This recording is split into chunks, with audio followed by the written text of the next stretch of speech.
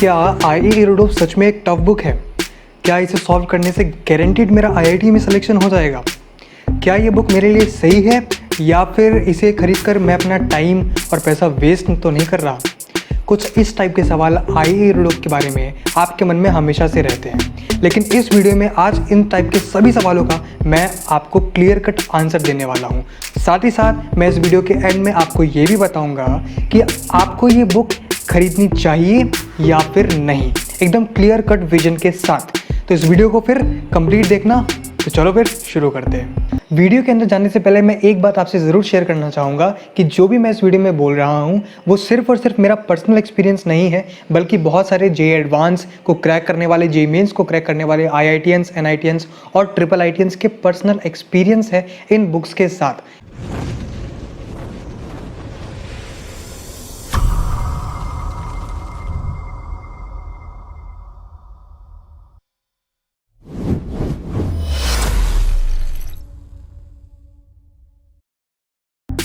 तो जो सबसे पहला हमारा सवाल आता है वो ये है कि क्या ये बुक सच में एक टफ बुक है या फिर लोगों ने एक हाइप बना के रखी है?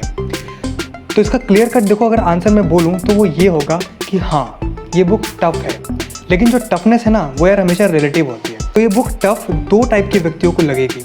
एक वो व्यक्ति जिन्होंने अभी जस्ट जेईई प्रिपरेशन शुरू की है, फिर चाहे वो क्लास 11th में अभी गए हों या फिर जिन्होंने ड्रॉप लिया हो, अगर वो उन्होंने जस्ट अभी जेईई प्रिपरेशन शुरू की है तो शुरू में उनको ये बुक ज़रूर से टफ लगेगी। अब आते हैं दूसरे टाइप के व्यक्ति जो जेईई प्रिपरेशन के बीच में है, अभी वो क्लास 12th में है।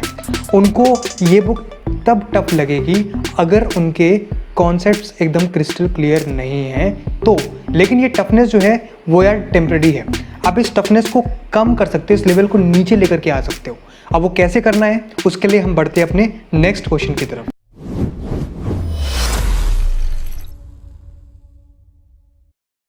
देखो, नो डाउट कि यार ये बुक हमारे लिए टफ है, लेकिन जब भी कोई चीज़ हमारे लिए मुश्किल होती है तो हम क्या करते हैं? हम उस पर काम करते हैं। जैसे जब हम छोटे थे हमारे लिए बोलना चलना बहुत मुश्किल था, लेकिन आज देखो हम एकदम फर्राटे से बोलते हैं, बल्कि हम दो लैंग्वेज को मिक्स करके बोलते हैं, है ना, अलग अलग भाषाओं में बोलते हैं। तो आज हमारे लिए वो चीज़ कितनी आसान है। क्यों? क्योंकि हमने उस पर काम किया। सिमिलरली ये जो बुक है आज आपके पास आई इरोडो, ये हो सकता है आपके लिए आज मुश्किल हो, टफ हो, लेकिन अगर आप इन 4 चीज़ों पे काम करोगे जो मैं अभी आगे वीडियो में बताऊंगा, उन पे अगर आप काम करोगे तो आपके लिए ये बुक एक खेल जैसा होगा। पबजी तो यार आप सबने खेला होगा, है कि नहीं? चिकन डिनर तो आपने कई बार लिया ही होगा। अच्छा, तो उसी बेसिस पे अगर मैं आपसे पूछूं कि क्या ऐसी वो सबसे इम्पोर्टेंट चीज़ है जिससे आप किसी भी लेवल के प्लेयर को यूँ हरा सकते हो, क्या है वो चीज़? वेपन। सही बोले एकदम। एक अगर आपके पास एक अच्छा वेपन हो तो आप अपने से भी ऊपर वाले जो लेवल के प्लेयर्स होते हैं आप उनको भी बहुत ही आराम से हरा सकते हो, है कि नहीं? और अगर मैं अच्छे वेपन की बात करूं तो सपोज करो आपके पास एक ग्रोजा है, तो क्या उसके बाद आपको पूरे पबजी मैप में आप क्या बहुत शान से नहीं घूमोगे? क्या आपकी मेंटेलिटी एकदम टॉप लेवल पे नहीं होगी? आप ये सोचोगे ना कि कोई भी बंदा आ जाए, आज मैं देख लूँगा, मेरे पास एक बहुत अच्छा वेपन है, मैं आज अपना किल लेकर ही रहूँगा, है कि नहीं? तो जो ग्रोजा उस वर्चुअल वर्ल्ड में जो काम कर रही है, सेम काम रियल वर्ल्ड में कॉन्सेप्ट क्लैरिटी आपके लिए करेगा। अब ये जो वेपन है कॉन्सेप्ट क्लैरिटी, यही आपके इरोडो के क्वेश्चंस को डिकोड करने में, उनको सॉल्व करने में, सही आंसर निकालने में सबसे ज़्यादा आपकी हेल्प करेंगे। जब भी तुम्हारे टीचर, तुम्हारे फिजिक्स टीचर या कोई भी और टीचर, जब भी वो किसी भी तुम्हारी क्लास में नया चैप्टर शुरू करें तो तुम्हारा काम ये होना चाहिए कि अगर वो कुछ भी नया पढ़ा रहे हैं, कुछ भी नई डेफिनेशन बता रहे हैं, तो तुम उनको ध्यान दो। उन्होंने जो डेफिनेशन बताई है किसी भी कॉन्सेप्ट की, उसको देखो ध्यान से, उसको समझो, उसको रटो नहीं, उसको डीप में एनालाइज करो, उसके एक एक वर्ड्स को ध्यान से पढ़ो, उसके अजम्पशंस को देखो, वहीं से तुम्हारी कॉन्सेप्ट क्लैरिटी चालू हो जाएगी। अब आपके पास ग्रोजा तो आ गई, लेकिन क्या सिर्फ ग्रोजा से आपका काम बन जाएगा? नहीं। अगर कोई एनिमी बहुत दूर बैठा हुआ है, आपको उसको मारना है, आपके पास क्या होना ज़रूरी है? एक स्नाइपर। और स्नाइपर्स में भी अगर मैं बात करूँ तो बेस्ट अगर आपके पास ऑम हो, AWM अगर आपके पास हो, तो आप किसी को भी एक हेडशॉट में मार सकते हो, है कि नहीं? तो वो जो वर्चुअल वर्ल्ड वाली जो स्नाइपर और ऑम है, वो रियल वर्ल्ड में आपके पास इमेजिनेशन पावर है, यानी कि आपको जो वेपन नंबर 2 है वो है इमेजिनेशन पावर, जो आपकी आई रोड को सॉल्व करने में बहुत हेल्प करेगा। आपकी इमेजिनेशन बहुत अच्छी होनी चाहिए। अब इसको अच्छा कैसे करना है, सोचो। तुम्हारे पास सामने एक क्वेश्चन आया, तुमने उसको पढ़ा, तुम्हें हल्का सा वो टफ लगा, हल्का सा वो डिस्टर्बिंग लगा, तुमने क्या किया, तुमने अपनी आंखें बंद की, आइज क्लोज की, जो भी उस क्वेश्चन में आपसे सिनेरियो बोला गया था आपने वो इमेजिन करना शुरू कर दिया। हो सकता है उसमें कोई एक 3D स्पेस में आपको कोई ऑब्जेक्ट उसने बोला हो इमेजिन करने के लिए, आपने वही इमेजिन करना शुरू कर दिया। 30 to 50% आपका क्वेश्चन सिर्फ और सिर्फ इमेजिनेशन से ही सॉल्व हो जाएगा। आपने इमेजिन किया, आपने वो चीज़ अपने रजिस्टर में नोट की, वो चीज़ लिखी, आपने सॉल्व करना शुरू किया, मैथमेटिकल चीज़ें लगाई और यू क्वेश्चन सॉल्व। इतनी पावर है इमेजिनेशन की, ठीक है। इसलिए इमेजिन करो चीज़ों को।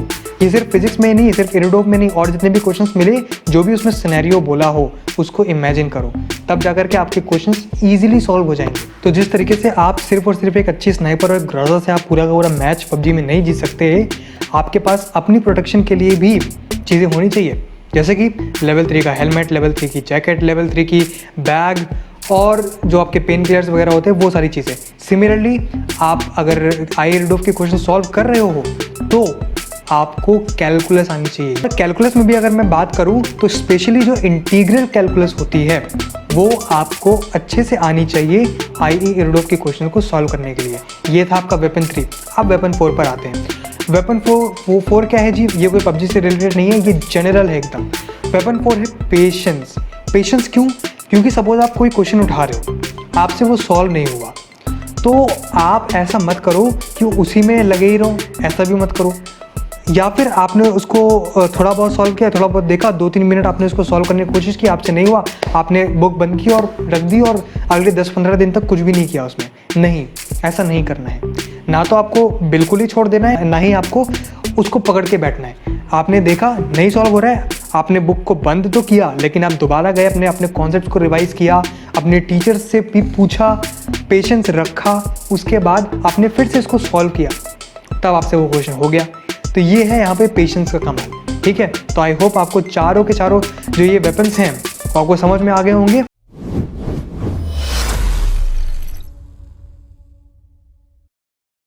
अब हम जल्दी से आते हैं अपने थर्ड क्वेश्चन पे, जो कि है is it mandatory for JEE?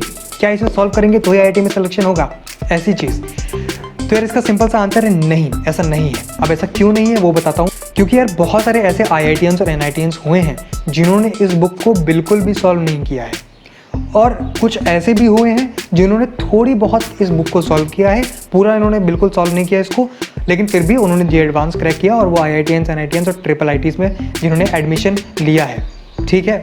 इसलिए अगर आप सिर्फ और सिर्फ जेई की पर्पस के लिए आप इस बुक को सॉल्व करने की कोशिश कर रहे थे तो आपके लिए मैंडेटरी नहीं है। जैसे कि एचसीवी है, वो एक मैंडेटरी है आपके जेई के लिए, लेकिन आई रिडोफ उन बुक्स में नहीं है।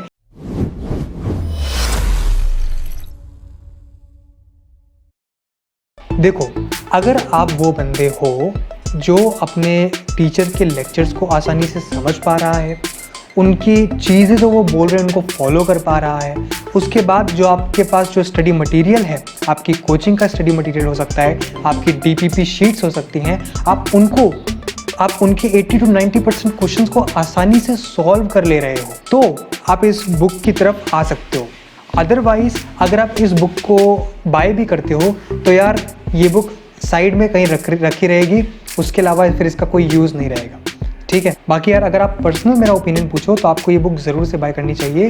वो इसलिए क्योंकि यार बुक की कॉस्ट ज़्यादा नहीं है। सपोज़ करो कि आपको बीच में मन किया कि आओ यार एक बार इस बुक को सॉल्व करके देखते हैं, तो आपके पास ये बुक रहेगी, आप उसको उठाओगे और आराम से सॉल्व करोगे और हो भी जाएगी, हो सकता हो भी जाए उसमें कुछ क्वेश्चन, अगर आपके कॉन्सेप्ट उस टाइम पे क्लियर हुए तो बुक की में यार इन्वेस्टमेंट उतनी ज़्यादा नहीं है, ठीक है।